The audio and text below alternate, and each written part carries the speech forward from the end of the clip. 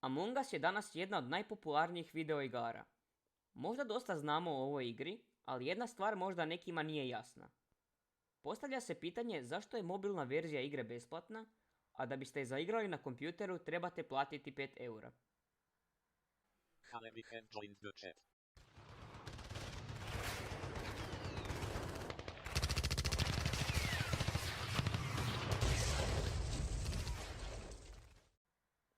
Odgovor na postavljeno pitanje možemo pretpostaviti, ali ne možemo znati pošto ne znamo kako tvorci igre razmišljaju. Kao prvo, moramo znati kako funkcioniraju mobilne igre, a kako one za PC. Ako često pratite video igre na YouTube ili ih igrate na ove dvije platforme, vjerojatno ste primijetili da se u kompjuterskim igrama najčešće ne pojavljuju reklame usred igranja igre, dok se na velikoj većini Android igara reklame relativno često pojavljuju. Ako se pitate zašto, upravo ćemo odgovoriti i na ovo pitanje.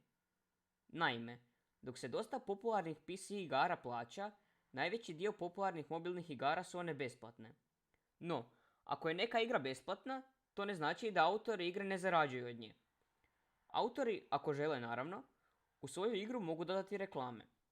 Za svaki pregled reklame oni dobivaju nešto novca, u prosjeku oko $2 na 1000 pregleda. Također, u besplatnim igricama često su prisutne mogućnosti kupnje dodatnih sadržaja, najčešće Battle Passova ili možete platiti da uklonite reklame, naravno plaćajući pravim novcem. Kao drugo, ako biste neku igru koja se plaća skinuli ilegalno za besplatno, ne biste mogli igrati online multiplayer, a znamo da je Among Us isključivo online igra. Dakle, sada razumijemo da su mobilni igrači većinom free-to-play igrači, to jest ne žele platiti igricu kako bi je igrali na svome smartfonu, dok PC igrači svoje igre češće plaćaju. Zaključak. Among Us za PC se plaća i ne sadrži reklame jer nema smisla stavljati reklame u igricu ako ste od igrača već zaradili novac, dok na mobitelima ne morate plaćati, ali kreatori igre svejedno zarađuju tako što vi gledate reklame.